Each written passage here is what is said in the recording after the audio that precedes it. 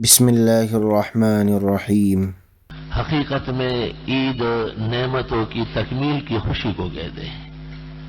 عربی میں عید کے 3 مطلب ہوتے ہیں۔ ایک تو عید کو عید اس لیے کہتے کہ سال میں 2 مرتبہ آتی ہے، یعنی عید من العود، لأنه يعود في السنة مرتين، یا اس لیے کہ عید لأن نعم اللہ تعود فیہ علی عبادہ، اللہ تعالیٰ کی نعمتیں اور احسانات بندوں کی طرف لوٹ آتی ہے، اور لأن العید لأن العبادہ تعود الی اللہ تعالی بعبادتہم وطاعاتہم۔ عید اس معنی میں بھی عید کہلاتی ہے کہ بندے اللہ کے حضور توبہ طائب ہوتے ہیں، رجوع ہوتے ہیں۔ یہ خوشی صرف خوشی کے قبیل میں سے نہیں ہے، بلکہ اس خوشی کے اندر اللہ تعالیٰ کی عبادات شامل ہے، روزہ عبادت، تراویح عبادت، اعتکاف عبادت، فطرے کی ادائیگی عبادت، زکوات عبادت، انفاق فی سبیل اللہ عبادت۔ ومن المعروف ان تلقى اخاك بوجه طلیق، اپنے مسلمان بھائی سے خندہ پیشانی سے خوشیوں کے ساتھ ملنا یہ بھی نیکیوں میں سے ہے۔ عید کے آداب میں فقہ کی کتاب بحر میں اور نہر میں ہے کہ یظہر الفرح والانبساط، عید کے دن لوگ خوشی ظاہر کریں، ہنس ہنس کے ملے، چہرے پر مسکراہٹ اور تبسم کی شان ہونا چاہیے۔ اللہ تعالیٰ جب کسی کو غم ہم صدمے سے دور کرے اور اس کو خوشی نصیب کرے تو اس کا فرض بنتا ہے اخلاقی اور مذہبی دونوں کہ وہ بھی خوشی کا اظہار کر لے۔ اس لیے سب سے پہلے نماز تجویز ہوئی ہے کہ بھئی 2 رکعت پڑھ لو شکریوں کے ساتھ اور احسانات اور شوکت دین کے ساتھ، اور اس سے پہلے بندوں کو فطرانے کی ادائیگی کا حکم ہے۔ اس میں یہ بات بھی داخل ہے کہ اگر کوئی شخص کسی سے ناراض ہو، باہم شکر رنجی ہوئی ہو، تو ہر شخص اپنے آپ کو قصوروار ٹھہرائے اور ساتھی سے معافی مانگے اور اس کو راضی کرنے کی کوشش کرے۔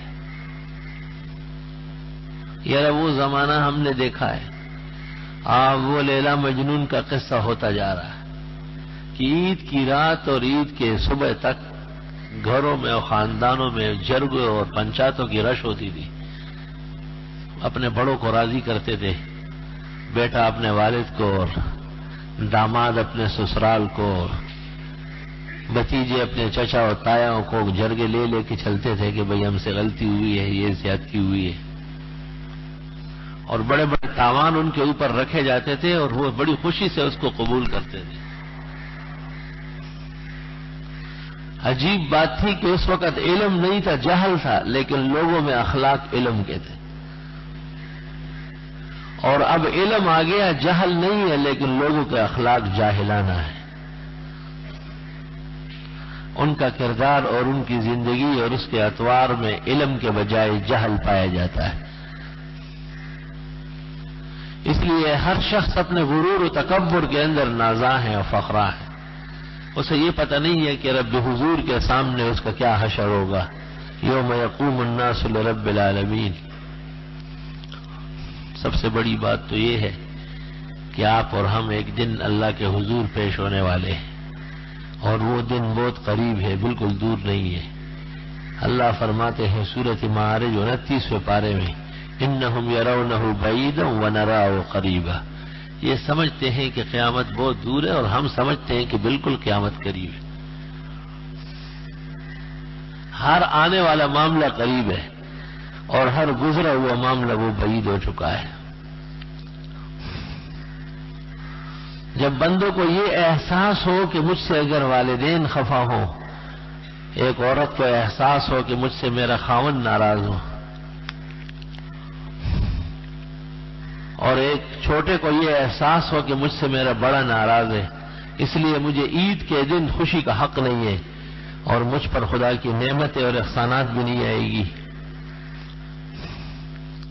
تو اس سے بڑھ کر احساس تو پھر یہ ہوگا کہ اللہ تعالیٰ کی نافرمانی نہ ہو اور اس کے سامنے سرکشی اور بغاوت نہ ہو، کیونکہ اللہ کے حقوق اور اللہ کی الوہیت کی عظمت وہ عبادت سے بہت بڑھ کر ہے. حقیقت میں عید منانے کا جو طریقہ ہے وہ تبدیل ہو چکا ہے. عید دنیا پرستی کو نہیں کہتے ہیں، عید اقربا پروری کو نہیں کہتے ہیں، عید چہل پہل کو نہیں کہتے ہیں، عید بہت زیادہ مال و دولت کو نہیں کہتے ہیں، عید صدق اور وفا کو کہتے ہیں، قلب کے انجلا کو کہتے ہیں اور دل و دماغ کو اللہ کی طرف متوجہ کرنے کو عید کہتے ہیں.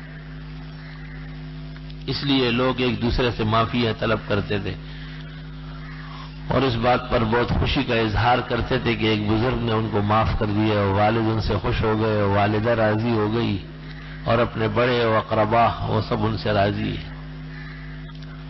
اس کو وہ لوگ عید کہتے تھے اور عید کے معنی میں یہ بات شامل ہے.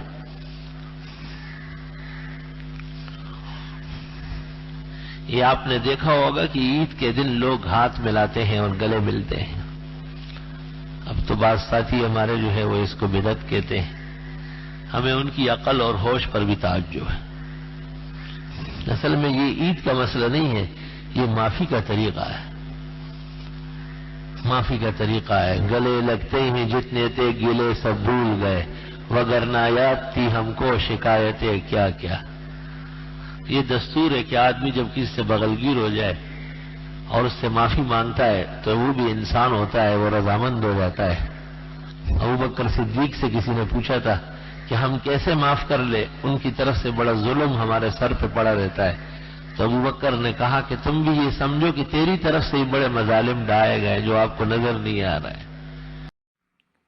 مفتی ظفرعلی خان رحمۃ اللہ علیہ کے مزید قیمتی بیانات، علم حدیث اور تفسیر کی باتیں سننے کے لیے ابھی اس چینل کو سبسکرائب کریں، بیل آئیکن کو دبا دیں تاکہ ہر نیا بیان آپ تک فوراً پہنچ جائے. اللہ تعالی ہمیں ان باتوں پر عمل کرنے کی توفیق عطا فرمائے. جزاکم اللہ خیر. جزاک اللہ خیر. آگے زیادہ سے زیادہ شیئر کریں اور ہمارے چینل کو سبسکرائب کریں.